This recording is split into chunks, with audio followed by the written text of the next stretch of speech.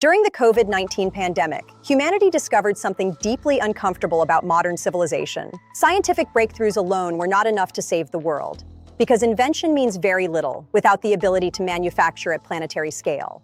Vaccines could be designed in laboratories, but billions of doses needed to be produced, sterilized, packaged, transported, refrigerated, distributed, trusted, administered across continents under extreme time pressure.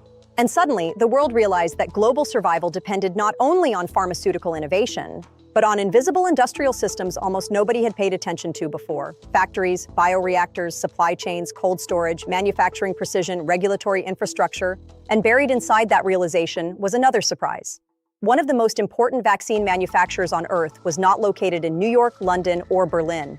It operated from Pune, India, quietly producing billions of doses for the developing world long before most people had ever heard its name. Before the pandemic, vaccines occupied a strange position inside modern civilization. They were among the most important medical technologies ever created, yet also among the least emotionally visible. Most people rarely thought about how vaccines were manufactured, or where they came from, or how fragile the surrounding systems actually were. Because successful infrastructure often disappears psychologically once society begins taking it for granted. Electricity, clean water, internet connectivity, vaccination systems all become invisible precisely because they function consistently. But vaccines are not simple pharmaceutical products. They are industrial biological systems requiring extraordinary coordination between scientific research, manufacturing precision, global regulation, cold chain logistics, government procurement, and public health infrastructure. And unlike many profitable pharmaceutical products, vaccines historically operated under brutal economic conditions. Governments demanded massive scale, extremely high safety standards, and very low prices simultaneously, which meant vaccine manufacturing evolved into one of the most difficult industrial businesses on Earth. The economics of vaccines differ radically from most modern pharmaceutical markets. Much of Western pharma evolved around high-margin innovation models, developing patented therapies, targeting premium healthcare systems, optimizing around intellectual property protection and profitability. Vaccines operate differently, because vaccines are fundamentally infrastructure products. Their value comes from scale, not exclusivity. A successful vaccine must often reach millions, sometimes billions, of human beings, which creates immense manufacturing pressure. While many major pharmaceutical companies focused increasingly on premium therapeutics and high-margin medicine, another opportunity emerged quietly in the background, supplying the developing world affordably at enormous scale. And that is where the story of Serum Institute of India truly begins, not as a glamorous biotech innovator, but as a manufacturing civilization. The origins of Serum Institute were surprisingly modest. Founded in 1966 by Cyrus Poonawalla, the company initially emerged from something far less glamorous than modern biotech mythology: horse serum production. At the time, many life-saving biological products remained expensive and inaccessible across large parts of India and the developing world. Imported medicines cost too much. Domestic healthcare infrastructure remained uneven. But Serum identified something profound long before globalization fully accelerated. The largest unmet pharmaceutical market on Earth was not elite medicine for wealthy populations. It was affordable mass-scale healthcare infrastructure for billions. Serum optimized less around prestige innovation and more around industrial scalability. And over time, that strategic difference became historically important. Most people associate pharmaceutical power with scientific discovery, breakthrough molecules, patents, elite research laboratories. But Serum Institute understood something different. In public health, manufacturing scale itself becomes a form of power.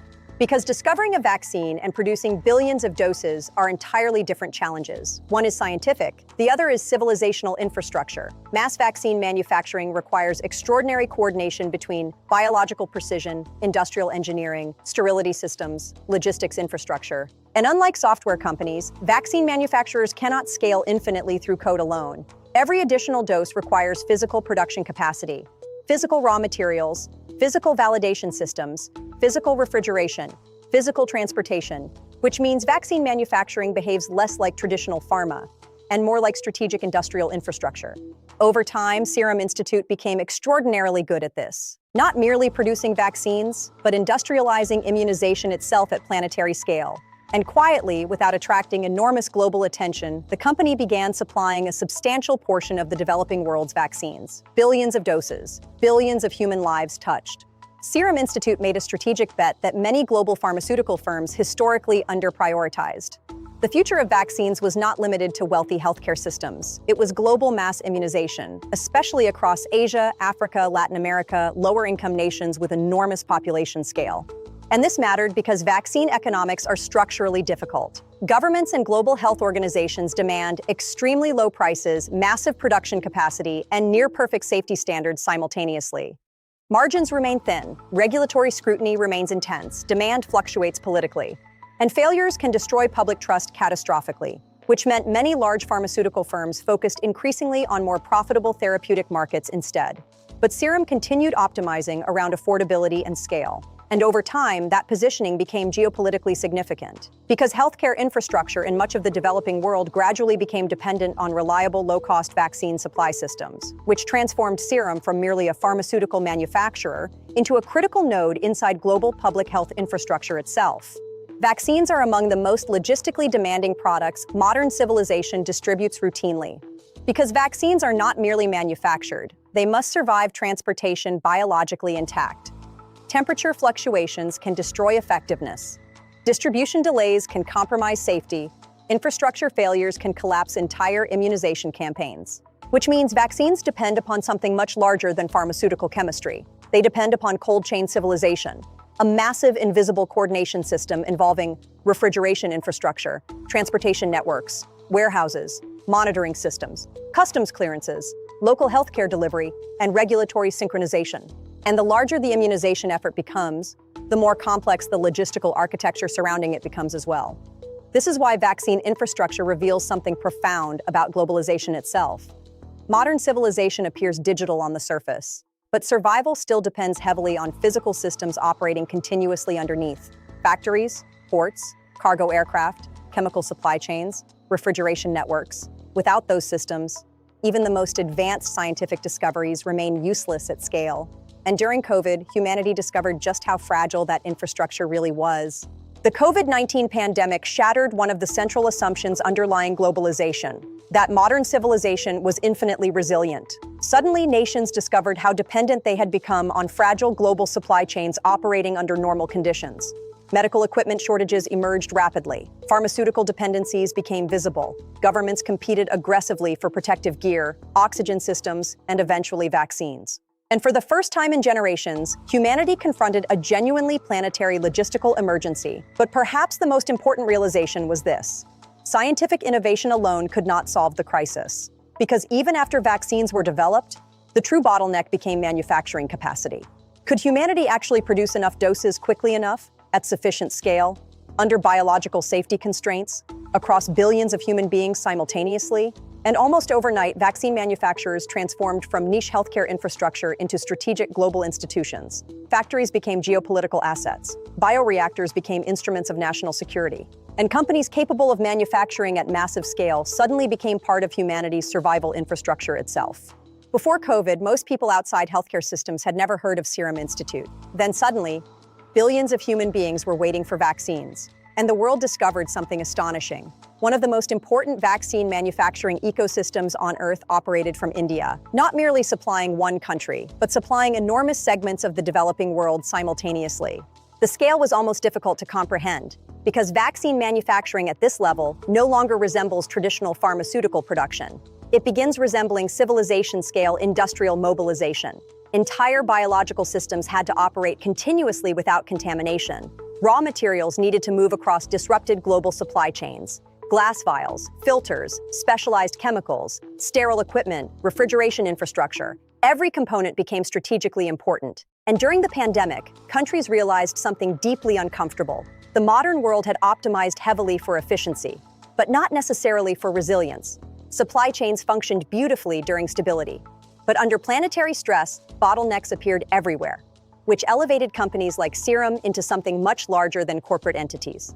They became emergency infrastructure for the global system itself. One of the defining partnerships of the pandemic emerged between University of Oxford, AstraZeneca, and Serum Institute.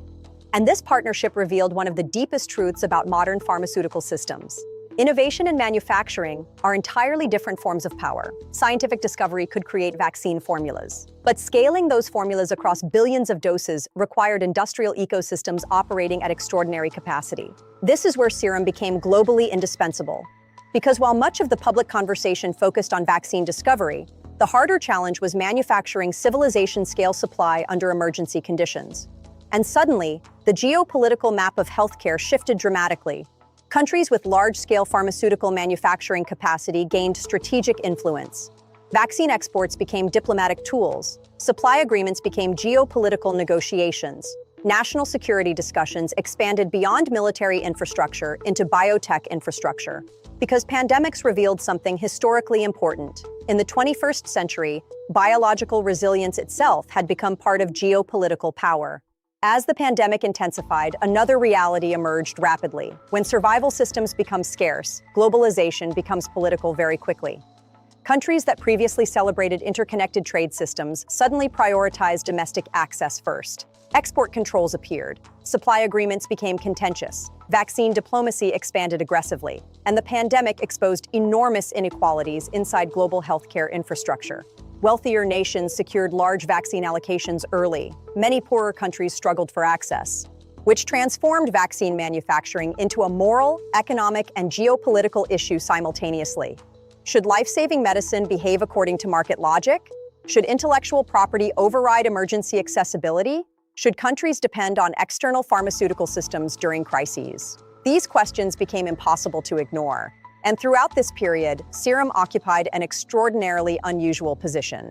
An Indian company had become one of the critical manufacturing bridges between advanced vaccine development and large-scale global accessibility. That carried immense pressure, but it also revealed something profound about India's evolving role inside the global economy. India was no longer simply a back-office service provider or outsourcing destination. Increasingly, it was becoming strategic infrastructure. Serum Institute did not emerge in isolation. It emerged from a much larger transformation occurring across India over decades. The rise of India as a pharmaceutical manufacturing power, especially in generics, vaccines, and affordable large-scale medicine production. This transformation happened partly because India developed unusual advantages simultaneously: chemistry talent, engineering capability, manufacturing scale, cost efficiency, large domestic demand, and pharmaceutical entrepreneurship.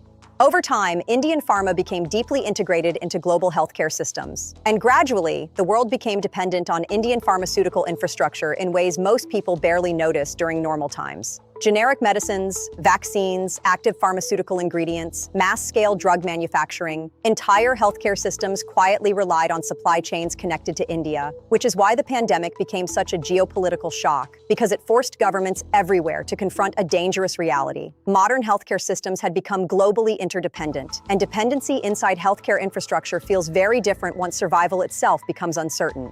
For decades, many advanced economies assumed manufacturing itself mattered less than innovation, finance, and services. Production could simply be outsourced globally. Efficiency became the dominant organizing principle. But the pandemic disrupted that assumption dramatically, because crises reveal which systems are truly indispensable. And during COVID, countries discovered that manufacturing capacity itself is geopolitical power, not theoretical manufacturing. Actual industrial capability, factories, skilled workers, chemical supply chains, precision engineering, and biological production systems, all physically operating under stress conditions. COVID did not merely disrupt the global economy, it exposed how biologically interconnected modern civilization had become. Humanity built an extraordinary planetary system optimized around speed, mobility, urban density, global trade, international travel, and supply chain efficiency. And that system created immense prosperity, but it also created unprecedented vulnerability, because pathogens now move through the same infrastructure humanity built for globalization itself: airports, shipping systems, dense urban networks, hyper-connected economies.